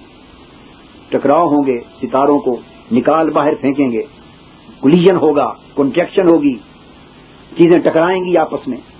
The other stars remaining in the galaxy will fall into a lower energy orbit closer to the center of the galaxy. Then, owing to the emission of the gravitational radiation, these stars will fall into the galaxy's center, coalescing into one huge black hole. Latest جس پر research ہو رہی ہے huge black hole theory پر. اور وہ کہتے ہیں کہ after more time, entire galaxies will spiral toward each other and collapse into supergalactic black holes. پھر کہکشائیں ان کے اندر کے ستارے، سیارے، پھر اب تک کے کہکشائیں، بالائی زیریں طبقے سارے کلین میں کا شکار ہوں گے، کولیپس ہوں گے، ٹکرائیں گے، ہر چیز جھڑ پڑے گی اور رفتہ رفتہ بلیک ہیوج ہولز آئیں گے، ہائیڈروجن اور ہیلیم یہ گیسز اسپینڈ اپ ہو جائیں گی، تاریک ہو جائے گی، اور آگے چلتے چلتے کہتے ہیں کہ الٹیمیٹلی وہی دخان جو ابتدا میں دھواں تھا، کلاؤڈ آف ہاٹ گیسز تھا، گیشیس اسٹیٹ جو ابتدا میں تھی، گیشیس اسٹیٹ وہ دوبارہ پلٹ کر آ جائے گی، گیشیس اسٹیٹ۔ یہ ہے خلاصہ بگ بینگ، آسیلیٹنگ یونیورس اور بلیک ہیوج ہولز کے حوالے سے اس وقت تک کی لیٹسٹ ریسرچ کا۔ اب قرآن کیا کہتا ہے؟ تخلیق کائنات کی بات کانتا رتقن ففتقناہما کی تو میں بتا چکا کہ وہ ایک یونیک ماس تھا، بالائی اور زیری طبقات ایک تخلیقی وحدت میں پیوست تھے، ففتقناہما قرآن کہتا ہے ہم نے ان کو پھوڑ دیا۔ جدا بات ہے آج کوئی کہے کہ اتفاقاً پھٹ گئے، کوئی کہے کہ کسی پلان کے تحت پھٹے، مگر اتفاقاً کہنے والوں کو بھی کل یہ امر تسلیم کرنا ہوگا کہ کائنات کے ڈیولپمنٹ کا کوئی قدم اتفاقیہ نہیں بلکہ ایک پلان کا نتیجہ تھا۔ اور پھر قرآن مجید وہ ساری ڈیولپمنٹ سائنس جس رخ پر جا رہی ہے وہ انعقاد قیامت تک، قرآن کہتا ہے، جتنا خلاصہ میں نے بیان کیا انگلش میں، اب قرآن کو ذرا سمجھیے، کہتا ہے کل کلا اذا دکت الارض دکن دکا، ہاں ہاں جب زمین ٹکرا کر پاش پاش ہو جائے گی، اذا السماء انشقت واذنت لربها وحکت، جب آسمان یعنی بالائی کائنات شق ہو جائے گی، پھٹ پڑے گی، اذا السماء انفطرت واذا الکواکب انتثرت، جب آسمان اور بالائی طبقات باہم پھٹ جائیں گے اور ستارے جھڑ کر گر پڑیں گے، ٹکرا جائیں گے اور جھڑ کر آؤٹ سائڈ دی گلیکسیز جھڑ کر گر پڑیں گے، وَإِذَا الشَّمْسُ كُوِّرَتْ وَإِذَا النُّجُومُ انكَدَرَتْ، جب سورج اور اس کی روشنی لپیٹ دی جائے گی، جب گلیکسیز اسپائرل کریں گی اور ستارے بے نور ہو جائیں گے، جب آکسیجن اور ہیلیم گیسز اسپینڈ اپ ہو جائیں گی، بے نور ہو کر جھڑ پڑیں گے، وَإِذَا النُّجُومُ طُمِسَتْ، جب ستاروں کے نور ختم ہو جائیں گے، وَإِذَا السَّمَاءُ فُرِجَتْ اور بالائی طبقات پھٹ جائیں گے، وَإِذَا الْجِبَالُ نُسِفَتْ۔ وہ ساری ڈیولپمنٹ سائنس جہاں تک انسان کو لے جانا چاہتی ہے وہ تو ہٹ اور ٹرائل اور ایکسپیریمنٹل پروسیس سے گزر رہی ہے، مگر قرآن دو ٹوک باتیں 1400 سال پہلے انسان کو بتا چکا ہے۔ اور پھر آگے ارشاد فرمایا، جس طرح سائنس کہتی ہے کہ الٹیمیٹلی وہ گیشیس اسٹیٹ لوٹ آئے گی، وہ ابتدا میں جو ہاٹ کلاؤڈز آف گیسز تھا، کلاؤڈز آف ہاٹ گیسز تھا، ابتدا میں جب کائنات شروع ہوئی دھواں ہی دھواں تھا، یہ سائنس کا کہنا۔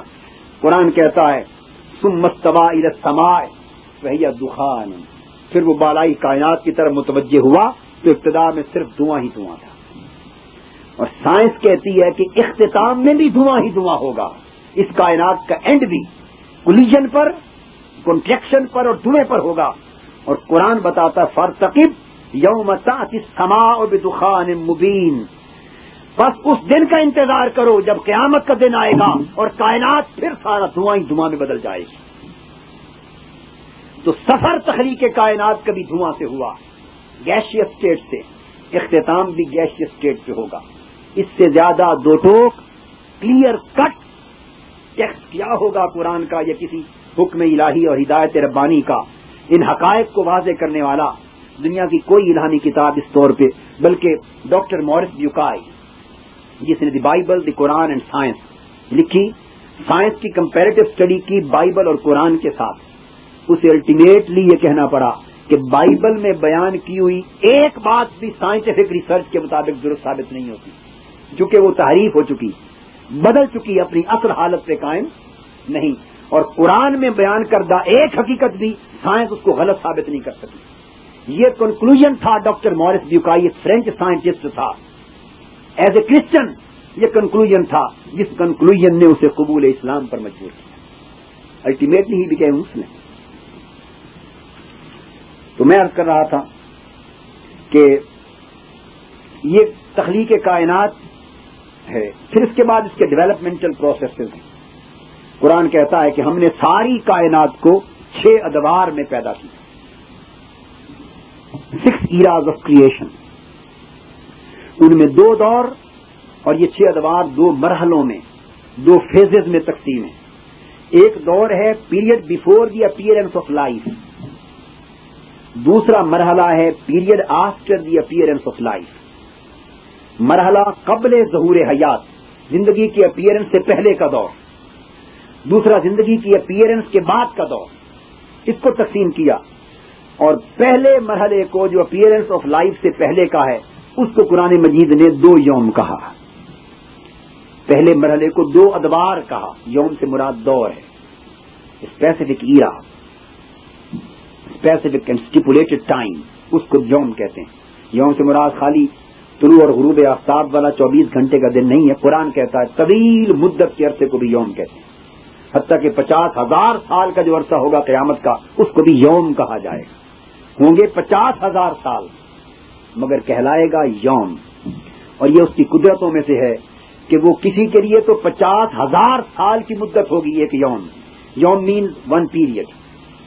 50,000 سال ہوں گے، اور جو اللہ کے محبوب اور مقرب بندے اور زندگی اس کی نظر کر دینے والے اس کے اولیاء، صلحاء، مقربین اور انبیاء جو وہ ہوں گے جن پر اس کی نظر عنایت ہوگی، تو بعضوں کے لیے وہی پیریڈ 50,000 سال تک پھیلا ہوگا، اور بعضوں کے لیے وہ پیریڈ نماز عصر کی 4 رکعتوں کے برابر سکڑ جائے گا، اور بعضوں کے لیے ایک لمحے میں، قرآن کہتا ہے آنکھ جھپکنے میں سکڑ جائے گا، اور دیدار الہی سے سرشار ہوں گے، اور وہ کہیں گے کہ مولا ابھی تو تیرے دیدار کی ایک لمحے کی خرابی نہیں ہوئی اور تیرے 50,000 سال ختم ہو گئے. تو یہ فرام کیس ٹو کیس احوال بدلتے ہیں، مگر ہم نے تو انہیں سمجھنے کی کوشش ہی نہیں کی. اب اگر کسی کے ذہن میں آئے کہ یہ کیسے ہو سکتا ہے کہ کسی کے لیے 50,000 سال، کسی کے لیے تھوڑا دن، تو سائنس تو ہر چیز کو سمجھائے جا رہی ہے. جب چاند کے لیے تسخیر پر گئے تھے تو آپ نے اگر اسٹڈی کیا ہو اپالو کا سفر، تو بیان کرتے ہیں کہ سفر کے دوران ایک دن میں غالباً 20 مرتبہ یا 18 مرتبہ سورج کے طلوع و غروب کو نوٹ کیا انہوں نے. تو ایک دن میں 18 دن سما گئے. تو جو ایک دن کو 18 دنوں میں پھیلا دیتا ہے یا 18 دنوں کو ایک دن میں پھیلا دیتا ہے، وہ کبھی ایک دن کو 50,000 سال کا کرتا ہے، کبھی ایک لمحے کا بنا دیتا ہے. مجھ سے، میں یونیورسٹی آف میری لینڈ میں کی بڑی دلچسپ بات، امریکہ یونیورسٹی آف میری لینڈ میں لیکچر دے رہا تھا، تو ایک غیر مسلم کوئی کرسچن ہوگا غالباً، کوئی سائنٹسٹ اسٹوڈنٹ تھا پی ایچ ڈی کا، وہ اٹھا، اس نے ایک سوال کیا. اس نے کہا کہ آج سائنس یہ کہتی ہے کہ امکان ہے اس بات کا کہ آخری حد جو انسان کے سفر کی تیزی کی ہوگی، شاید وہ اس مقام تک پہنچے کہ وہ انسان روشنی کے برابر سفر کرنے لگے. سائنس اس سمت جا رہی ہے. تو مجھ سے اس نے سوال کیا کہ قرآن اور اسلام آیا، اگر یہ ممکن ہو جائے تو قرآن اس کے بارے میں کیا کہتا ہے؟ کیا یہ پاسبل ہوگا یا نہیں ہوگا کہ انسان روشنی کے برابر سفر کرنے لگے؟ میں نے اسے کہا معلوم نہیں کہ سائنس اس تک پہنچ سکے یا نہ پہنچ سکے، مگر قرآن اسے ممکن مانتا ہے اور اسلام اسے ممکن مانتا ہے. اس نے کہا کیسے؟ میں نے کہا اس طرح کہ ہمارے پیغمبر سیدنا محمد مصطفیٰ صلی اللہ علیہ وآلہ وسلم جو تمام علوم اور معارف کا معیار ہیں، اور ان کا سفر معراج انسانی کائنات کے سارے سفروں کی تیزی یا رفتار کا معیار ہے. قرآن نے تو اس کے سفر کو بیان کیا، لیلاً من المسجد الحرام الى المسجد الاقصی، رات کے تھوڑے سے حصے میں مکان و لا مکان کا سفر کیا. مگر حدیث کہتی ہے کہ جس سواری پہ سفر کیا اس کا نام براق تھا. اس کا نام براق برق کی جمع ہے. برق کہتے ہیں بجلی کو، ان ادر وے روشنی کو. برق کہتے ہیں روشنی کو، براق کہتے ہیں روشنیاں. تو لفظ برق اور براق استعمال کرنے کی پہلی حکمت تو یہ تھی کہ انسانی سفر کی آخری حد روشنی کی رفتار ہو سکتی. انسان کی سفر کی رفتار کی آخری حد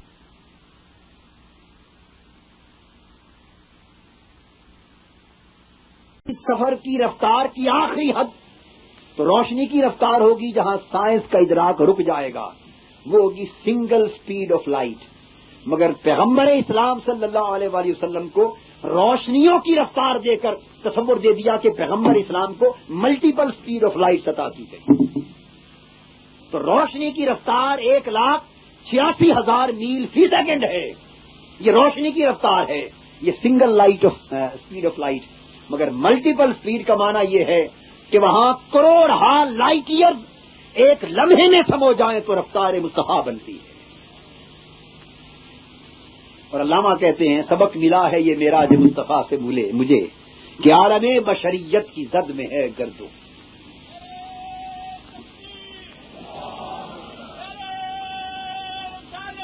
صلی اللہ علیہ وسلم. تو میں یہ عرض کر رہا تھا بس بھائی حضور علیہ السلام کا ذکر پاک ہوا، اللہ کا ذکر ہوا، کافی ہے.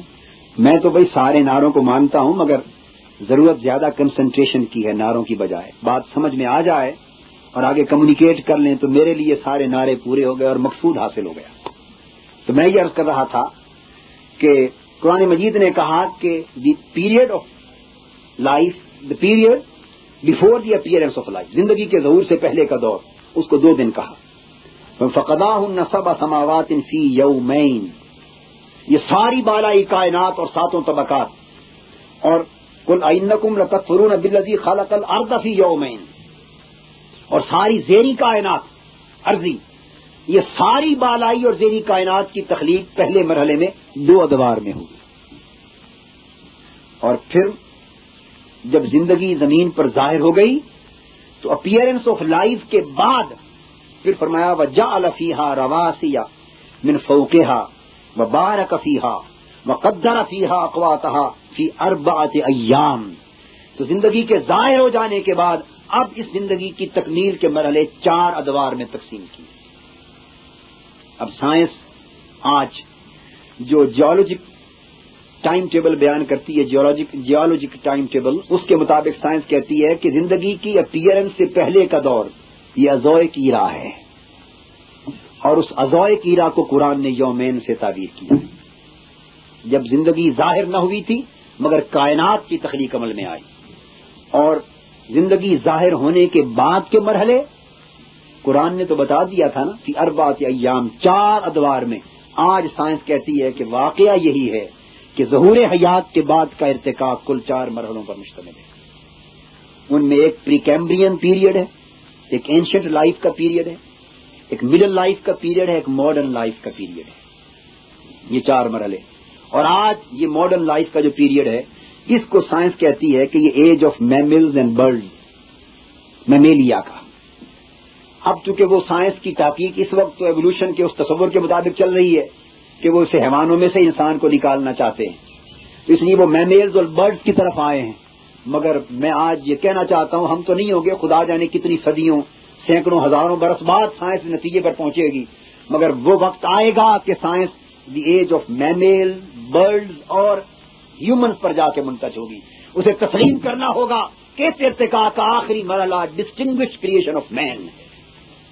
کیونکہ قرآن مجید نے بتایا کہ یہ آخری مرحلہ جو اس زندگی کا ہے وما من دابۃ فی الارض ولا طائر یطیر بجناحیہ الا امم امثالکم. اور زمین پر چلنے والے جانور اور 2 بازوؤں سے اڑنے والے پرندے، اے انسانوں ان میں سے ہر ایک تمہاری ہی جیسی ملتی جلتی مخلوق ہے، سملیرٹیز ہیں، مگر تم الگ مخلوق ہو. اینیملز الگ مخلوق ہیں، برڈز الگ مخلوق ہیں. قرآن مجید نے ڈسٹنگوشڈ کریشن کا کنسپٹ دیا ہے بٹ ود ایوولوشن. اب خواہ وہ لیمارک کی تھیوری ہو ایوولوشن میں، خواہ مالتھس کی تھیوری ہو، خواہ مینڈل کی تھیوری ہو، خواہ ڈارون کی تھیوری ہو، خواہ اوپرائن کی تھیوری ہو، خواہ مونوٹ کی تھیوری ہو، خواہ ولسن کی تھیوری ہو، خواہ وہ لیمارکزم کی شکل ہو، ڈارونزم کی شکل ہو، نیو ڈارونزم کی شکل ہو، الغرض یہ ساری تعبیرات صرف اس پر بنیاد رکھتی ہیں ایوولوشن کی کہ سملیرٹیز ہیں. ان میں آپس میں کچھ سملیرٹیز ہیں، بیولوجیکل سملیرٹیز ہیں، اناٹمیکل سملیرٹیز ہیں، بایو کیمیکل سملیرٹیز ہیں، جینیٹک سملیرٹیز ہیں. تو سملیرٹیز پر انحصار ہے. اور دیکھیے قرآن کے الفاظ پر غور کیجئے. قرآن نے کہا یہ ٹانگوں سے چلنے والے جانور اینیمل، ولا طائرن اور بجناح ہے، اور پرندوں سے پروں سے اڑنے والے پرندے دی برڈ. اور پھر تیسرے درجے پہ فرمایا اے انسانوں امم امثالکم، تمہارے اور ان کے اندر ہم نے سملیرٹیز رکھی ہیں، انہی سملیرٹیز سے لوگ مغالطہ کھائیں گے، وہ کہیں گے کہ شاید انسان ان جانوروں میں سے نکلا ہے۔ قرآن کہہ چکا امم امثالکم، سملیرٹیز، اور یہی سملیرٹیز بنیاد ہیں۔ آپ آج واشنگٹن ڈی سی کے جب مختلف یونیورسٹیز میں جا کے دیکھیں جہاں میوزیم ہے اور پوری ڈیولپمنٹ ہے، آج لیٹسٹ سائنس ایوولوشن کی تھیوری سر پکڑ کے بیٹھی ہے کہ سملیرٹیز ساری ہیں، وہ تانا بانا ملا آتی ہے مگر مسنگ لنکس نہیں مل رہے۔ یہ کنورشن کہاں سے ہوئی؟ اور مسنگ لنک اس لیے نہیں مل سکتے کہ سملیرٹیز ہیں، سملر ہیں but not the same, they are similar but not the same. اللہ نے مخلوق ڈسٹنگوشڈ بنائی ہے۔ تو وقت جوں جوں سائنس اپنے ارتقاء کے مرحلے سے گزرے گی، وقت ترقی کرے گا، انسانی فکر و دانش اور علم آگے بڑھے گی، تو قرآن مجید کے بیان کردہ حقائق کی تصدیق کرتی چلی جائے گی، اور سائنس کا ہر علم کا میدان جب اپنے کمال کی آخری حد کو پہنچے گا تو کائنات کی ہر سائنس قرآن علم کی دہلیز پر سجدہ ریز نظر آئے گی، اور علم نبوت مصطفی کے سامنے ہر سائنس کی انتہا اس کی ابتدا بنتی نظر آئے گی، اور اس کے سامنے سجدہ ریز نظر آئے گی، کیونکہ علم کا چشمہ اس وجود سے اور ذات سے پھوٹا ہے اور اس کتاب سے پھوٹا ہے، اور حق وہی ہے، ہر کسی نے گھوم پھر کے اس کی طرف لوٹنا ہے۔ آپ اس کائنات کے حوالے سے دیکھیے، قرآن مجید نے کہا ربنا ما خلقت ھذا باطلا، اے اللہ تو نے کوئی چیز بے فائدہ نہیں بنائی، اور پھر قرآن مجید نے کہا وَبَنَيْنَا فَوْقَكُمْ سَبْعًا شِدَادًا، اور ہم نے تمہارے اوپر 7 مضبوط چنائیاں چنی، طبقے بنائے، چنائیوں کی مثال دی تاکہ ان سے حفاظت ہو، ان کے ذریعے تمہاری حفاظت ہو، اور فرمایا وَزَيَّنَّا السَّمَاءَ الدُّنْيَا بِمَصَابِيحَ وَحِفْظًا، اور ہم نے بالائی کائنات اور آسمان دنیا کے طبقوں کو مزین کیا روشنیوں سے اور تمہارے لیے حفاظت کا اہتمام کیا۔ قرآن مجید نے جا بجا فرما دیا کہ ہم نے 7 طبقات بنائے تاکہ تمہاری حفاظت ہو، مگر یہ خبر کسی کو نہ تھی کہ یہ بالائی طبقات سے انسانوں کی حفاظت کس طرح ہو رہی ہے اور کس شے سے حفاظت۔ انسانی علم کے سامنے ایک سوالیہ نشان تھا، مگر قرآن کا بیان حق تھا۔ آج سائنس نے ایٹموسفیرک لیئرز کی تحقیق کی، ایٹموسفیرک لیئرز کی، اور کہا کہ یہ فضا کے اندر ماحولیاتی اور زمینی فضا کی لیئرز ہیں جن کو قرآن سبعا شدادا کہہ چکا ہے۔ 7 چنائیاں ہیں، ان میں ایک ٹروفوسفیئر ہے، ایک اسٹریٹوسفیئر ہے، ایک میسوسفیئر ہے، ایک تھرموسفیئر ہے، ایکزوسفیئر ہے، اور 2 اور بھی اب دریافت ہو چکے ہیں۔ سبعا شدادا، یہ 7 ایٹموسفیرک لیئرز ہیں، قرآن نے کہا تھا تمہاری حفاظت کے لیے بنائی ہیں۔ آج سائنس کہتی ہے کہ ان سے انسان کی حفاظت ہو رہی ہے۔ کیسی حفاظت؟ سائنس کہتی ہے کہ ان میں سے ہر ریز، اوپر سے ریز آتی، کچھ ہائی انرجی ریڈیشنز ہیں، یہ انسانی زندگی کے لیے نقصان دہ اور مہلک، حتیٰ کہ موت کا باعث بھی ہو سکتی، اور نظام شمسی سے اوپر کی فضا سے بھی کچھ کازمک ریز آ رہی ہیں، کازمک ریز، وہ بھی انسان کے لیے مہلک اور انسانی زندگی کے لیے خطرناک ہیں۔ یہ ساری ریڈیشنز نیچے آ رہی ہیں اور انہیں کوئی روکنے والا نہیں۔ یہ ایٹموسفیرک لیئر جو درمیان میں آئی ہیں، یہ ساری خطرناک ریز کو جذب کر لیتی ہے اور انسانی زندگی کے لیے مفید ریز کو نیچے بھیج دیتی ہے۔ قرآن نے کہا مصابیح و حفظا، ہم نے ان کے ذریعے تمہاری حفاظت کا اہتمام کیا۔ نادانی ہے اس ذہن کی جو سائنس کو خلاف اسلام سمجھتا ہے یا سائنسی مطالعے کو قرآن و سنت کے منافی سمجھتا ہے۔ میرے نزدیک سائنس اسی طرح معرفت الہیہ کے دروازے کھولتی ہے جس طرح نفس اور قلب و باطن کی دنیا میں مراقبے سے کھلتے ہیں، جس طرح غاروں کے اندر اللہ اللہ کی ضربیں لگانے سے معرفت الہی کے دروازے کھلتے ہیں، سائنس اس مادی کائنات میں سے اللہ رب العزت کی معرفت کے دروازے کھولتی ہے۔ مگر واقعہ یہ، اگر سائنٹسٹ مسلم سائنٹسٹ ہو کے ریسرچ کریں، میرا پیغام آخری یہ ہے عزیز طلبہ اور طالبات، آپ سائنٹسٹ بھی بن رہے ہیں، فلاسفرز بھی بن رہے ہیں، فزکس پڑھ رہے ہیں، سب چیز پڑھ رہے ہیں، میڈیکل سائنٹسٹ بن رہے ہیں، مگر پیغام یہ ہے کہ کاش آپ خالی سائنٹسٹ ہونے کی بجائے مسلم سائنٹسٹ کے طور پہ آپریٹ کریں۔ اور اپنی رہنمائی اور تحقیق اور اکتشاف کے سفر کا مبدا اور سرچشمہ قرآن کو سمجھیں اور قرآن سے جان کر ریسرچ کریں، تاکہ جب ایک اکتشاف آپ کے سامنے آئے اور ادھر قرآن کی صداقت کھلے تو مدتوں آپ کو روحانی سرور نصیب رہے اور آپ ربنا ما خلقت ھذا کا ورد کرتے رہیں کہ ہاں مولا جو بات تو نے اور تیرے نبی نے فرمائی تھی کتنی سچی تھی کہ آج ہم اس حقیقت کو پا گئے۔ اس سے ایمان کی تقویت کا سامان ہوگا، مگر ضرورت اس امر کی ہے کہ طلباء اور طالبات اپنی تعلیم کا مرکز و محور، اس طالب علمانہ زندگی کا مرکز و محور تعلیم اور تحقیق کو بنائیں۔ یہ آخری بات کہنا چاہتا ہوں اور درد دل سے کہنا چاہتا ہوں، یہ میری نصیحت ہے۔ آپ اگر چاہتے ہیں کہ عملی زندگی میں کسی بلند مقام کو پائیں تو اس کا راز اس میں ہے کہ طالب علمانہ زندگی میں طالب علم رہیں، سیاستدان نہ بنیں۔ طالب علم رہیں، کچھ اور نہ بنے۔ ہر پرائرٹی آپ کی سیکنڈری ہو، بعد میں ہو، فرسٹ پرائرٹی آپ کو علم علم اور علم ہو۔ اگر آپ علم اور تحقیق کو فرسٹ اینڈ لاسٹ پرائرٹی سمجھیں، ملکی احوال کا ادراک کریں، جائزہ لیں، رائے رکھیں، افیلیشنز رکھیں، جو چاہیں کریں، مگر طالب علمانہ کردار کو متاثر نہ ہونے دیں۔ علم اور تحقیق کی جستجو کو زندگی کی ترجیح رکھیں، سفر جاری رکھیں اور اپنے ماحول کو تشدد سے پاک رکھیں، تخریب سے پاک رکھیں، جھگڑوں سے پاک رکھیں اور طالب علمانہ کردار سے محرومی سے پاک رکھیں۔ اگر آپ نے طالب علمانہ زندگی علم اور تحقیق اور جستجو میں بسر کر لی، عملی زندگی میں آپ پہلے درجے تک بلند ہونے کے قابل ہو سکیں گے۔ اور اگر آپ طالب علمانہ زندگی میں کچھ اور بن گئے تو عمر پر تھرڈ کلاس کے پولیٹیکل ورکر رہیں گے، دریاں بچھائیں گے جلسوں کی لیڈروں کے لیے، نعرے لگائیں گے، بہت محنت کی تو MP بن جائیں گے۔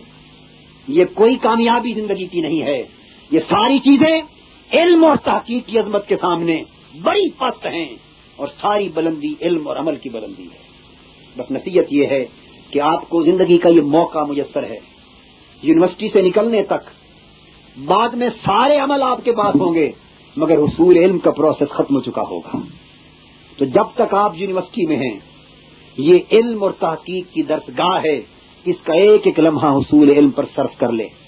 جو کچھ اس وقت مل جائے گا بعد کی زندگی پچھتاوا رہے گی، پھر کچھ نصیب نہ ہوگا۔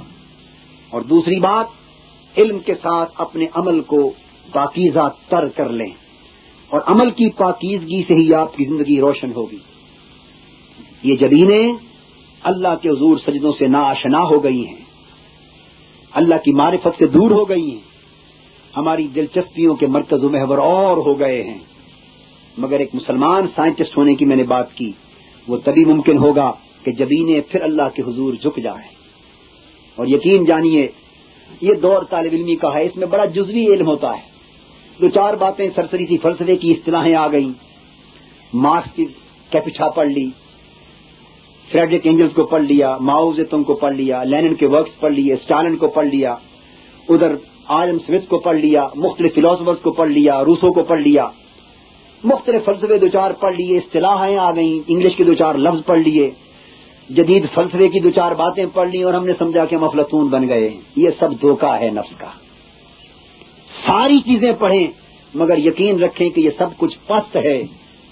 رسول پاک صلی اللہ علیہ وسلم کے عطا کردہ علم جیسا کوئی علم کائنات میں نہیں ہے، قرآن مجید کی عطا کردہ معرفت جیسی کوئی معرفت کائنات میں نہیں ہے، اور اسلام کے عطا کردہ نظریہ حیات سے بہتر کائنات کا کوئی نظریہ حیات نہیں ہے۔ یہ سارے اگر اپنے علم کی آخری حد کو پہنچیں تو علم نبوت محمدی اور علم قرآن کی دہلیز کے سامنے سچ بات یہ ہے کہ سجدہ ریز نظر آتے ہیں۔ اور جو علم کے کمال پہ پہنچا ہے اس نے صداقت علم مصطفی کا اقرار کیا ہے اور عظمت علم قرآن کا اقرار کیا ہے۔ تو آپ کو تو مسلمان ہونے کے ناطے سے یہ دولت میسر ہے، غیر اس طرف آ رہے ہیں، آپ ادھر سے کیوں دور ہٹ رہے ہیں؟ اللہ رب العزت ہمارے حال پہ لطف و کرم فرمائے اور ہمارے علم میں پاکیزگی اور نور اور عمل میں طہارت اور تقوی اور خدا شناسی اور خدا کی محبت، طاعت اور معرفت کی توفیق نصیب ہو تاکہ ہم ملک و ملت اور امت مسلمہ کی بہتر خدمت کے لائق ہو سکیں۔ میں اختتام پر منہاج القرآن یوتھ لیگ کا شکریہ ادا کرتا ہوں جنہوں نے یہ موقع فراہم کیا، اور بالخصوص vice chancellor Quaid Azam university میرے دیرینہ رفیق کار گو میں بہت جونیئر تھا، وہ اس وقت بھی بڑے سینئر تھے پنجاب یونیورسٹی میں، اور وہ بڑے بڑے شفیق اور بڑے یعنی قابل فخر سرمایہ ہیں پاکستان کے اچھے سائنسدانوں اور اہل علم و ہنر میں سے. ان کا یونیورسٹی ایڈمنسٹریشن کا، تمام طلبہ اور طالبات کا شکریہ ادا کرتا ہوں کہ جن کی اجتماعی کوششوں سے یہ پروگرام منعقد ہوا. اللہ رب العزت ہمیں خوشگوار مرحلوں کی طرف بڑھنے کی توفیق دے. شکریہ.